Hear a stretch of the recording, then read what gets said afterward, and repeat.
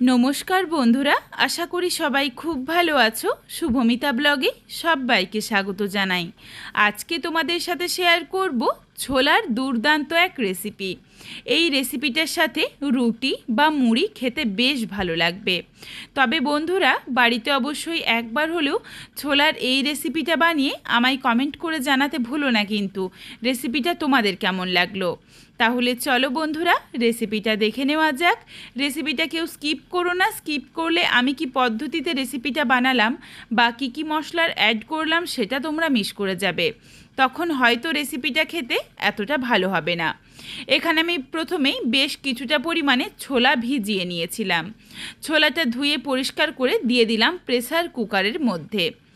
এরপর ছোলাটা সেদ্ধ করে নেব, তবে এমনভাবে সেদ্ধ করতে হবে যাতে ছোলাগুলো গোটা থাকে অথচ সুন্দরভাবে সুসেদ্ধ হয়ে যায়।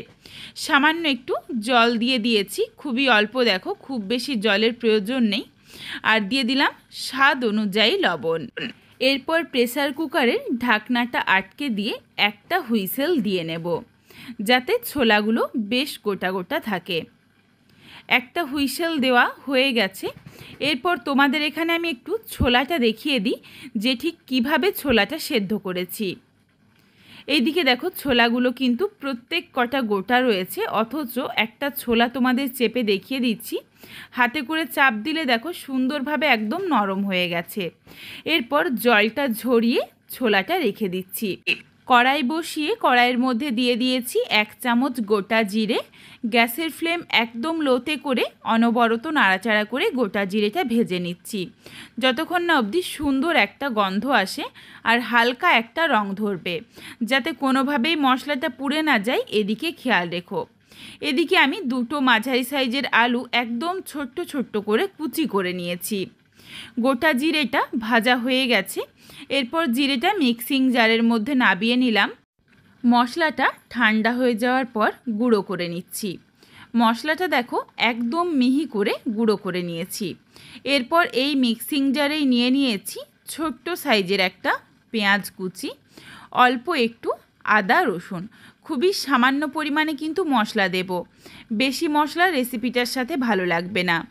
1 ইঞ্চ পরিমাণ আদা আর প্রায় 8-10 কোয়ার মতো রসুন দিয়ে দিয়েছি। এরপর এটা মিহি করে বেটে রাখছি। ওই কড়াইয়ের মধ্যেই দিয়ে দিলাম প্রায় 1 থেকে 2 চামচ পরিমাণে সর্ষের তেল। খুব ভালোভাবে তেলটা গরম হয়ে যাওয়ার পর দিয়ে দিয়েছি কেটে রাখা আলু।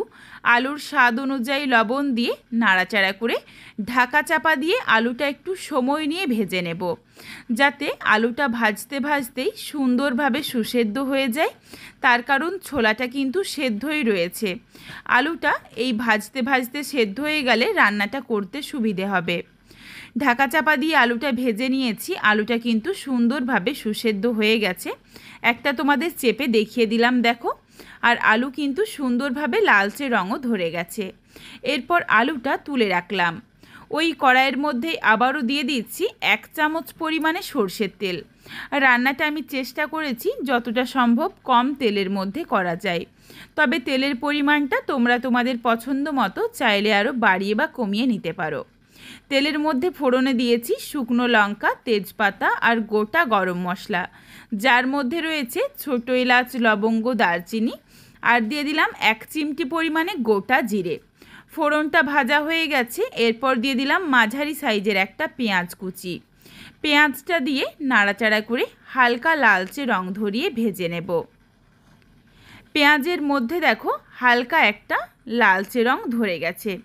এর থেকে আর বেশি ভাজার দরকার নেই। এরপর এর সাথে দিয়ে দিচ্ছি বেটে রাখা মশলার পেস্ট। মশলাটা দিয়ে নাড়াচাড়া করে এরপর কষিয়ে নেব। মশলার কাঁচা গন্ধটা খুব ভালোভাবে কিন্তু যাতে চলে যায় এই দিকে খেয়াল রাখতে হবে। মশলার কাঁচা গন্ধটা চলে গেছে, কষানো হয়ে গেছে। এরপর দিয়ে দিলাম মাঝারি সাইজের একটা টমেটো কুচি। টমেটোটা দেওয়ার পর সামান্য একটু লবণ দিয়ে দিয়েছি যাতে টমেটোটা সহজেই নরম হয়ে যায়। এরপর কিছুক্ষণের জন্য ঢাকনা দিয়ে ঢেকে গ্যাসের ফ্লেম লোতে করে মশলাটা কষিয়ে নিচ্ছি। কিছুক্ষণ পর ঢাকনাটা খুলেছি। এর মধ্যেই দেখো টমেটোটা কিন্তু সুন্দরভাবে নরম হয়ে গেছে। আর তেলের পরিমাণ খুবই কম দিয়েছিলাম, এই জন্য কিন্তু অল্প অল্প করে কড়াইতে মশলাটা আটকে যাচ্ছে। এরপর এখানে আমি কিছু গুঁড়ো মশলা দিচ্ছি। প্রথমেই দিয়ে দিচ্ছি সামান্য একটু হলুদের গুঁড়ো, দিয়ে দিলাম ঝালের জন্য লঙ্কার গুঁড়ো, আর অল্প একটু দিয়ে দিচ্ছি ধনের গুঁড়ো। এখানে আর জিরের গুঁড়ো ব্যবহার করব না, তার কারণ জিরেটা শুকনো খোলায় ভেজে গুঁড়ো করে রেখেছি, এই জন্য আর দিলাম না। গুঁড়ো মশলাগুলো যাতে পুড়ে না যায় এই জন্য মশলার বাটিটা ধোয়া সামান্য একটু জল দিয়ে দিয়েছি। এরপর নাড়াচাড়া করে আবারও একটু সময় নিয়ে মশলাটা কষিয়ে নেব। মশলাটা কিন্তু একটু সময় নিয়ে খুব ভালোভাবে কষিয়ে নিতে হবে, যাতে কোনোভাবেই মশলার কাঁচা গন্ধ না থেকে যায়। তার কারণ ছোলাটা সেদ্ধ রয়েছে আর আলুটাও ভাজা বা সেদ্ধ রয়েছে, রান্নাটা হতে কিন্তু আর বেশি সময় লাগবে না। মশলা কষিয়ে নেওয়ার পর দিয়ে দিয়েছি ভেজে রাখা আলু আর সেদ্ধ করে নেওয়া ছোলা। নাড়াচাড়া করে মিশিয়ে সামান্য একটু জল দিয়ে দিলাম।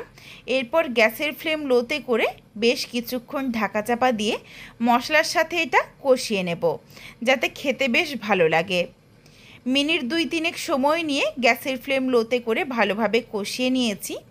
ছোলাগুলো দেখো কষাতে কষাতেও কিন্তু সুন্দরভাবে গোটা রয়েছে, ভেঙে যায়নি, অথচ হাতে করে চাপ দিলেই নরম হয়ে যাচ্ছে।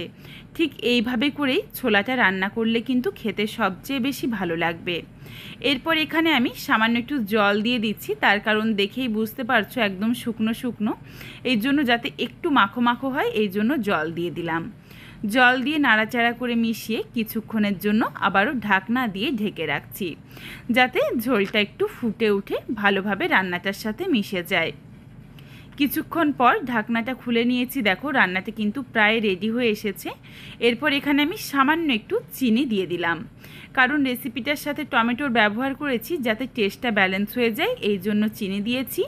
দিয়ে দিলাম 2-3টে ফাটিয়ে নেওয়া কাঁচা লঙ্কা। এই রেসিপিটার সাথে কিন্তু কাঁচা লঙ্কা স্মেলটা বেশ ভালো লাগে। আর দিয়ে দিলাম ভেজে গুঁড়ো করে রাখা জিরেটা দেওয়ার পর আবারও গ্যাসের ফ্লেম লোতে করে ঢাকনা দিয়ে 1 মিনিটের মতো রান্নাটা করে নিয়েছিলাম।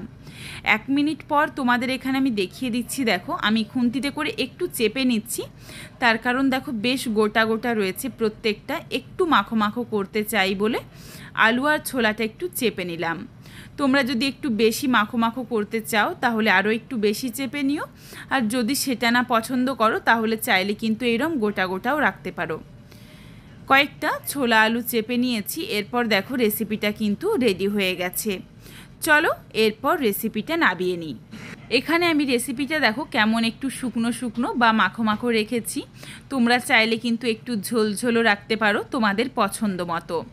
রেসিপিটা দেখতেই কতটা সুন্দর হয়েছে দেখো, খেতেও কিন্তু বেশ ভালো লাগে। তবে বন্ধুরা বাড়িতে অবশ্যই একবার হলেও রেসিপিটা বানিয়ে আমায় কমেন্ট করে জানাতে ভুলো না কিন্তু রেসিপিটা তোমাদের কেমন লাগলো। রেসিপিটা তোমাদের যদি ভালো লাগে তাহলে লাইক করো, শেয়ার করে বন্ধুদের দেখার সুযোগ করে দিও। তোমরা যদি এই রকম নিত্য নতুন রেসিপি আরও পেতে চাও তাহলে অবশ্যই আমার চ্যানেলটিকে সাবস্ক্রাইব করে পাশে থাকা বেলটি অন করে অল নোটিফিকেশান অন করে দিও, যাতে আমার প্রত্যেকটা রেসিপির নোটিফিকেশান সবার প্রথমে তোমাদের কাছে পৌঁছে যায়। আবারও খুব শীঘ্রই হাজির হচ্ছি নতুন কোনো এক রেসিপি নিয়ে। পরবর্তী রেসিপি দেখার আমন্ত্রণ রইল। পুরো ভিডিওটা দেখার জন্য অনেক অনেক ধন্যবাদ। তাহলে আজকে আসি, সবাই ভালো থেকো, সুস্থ থেকো।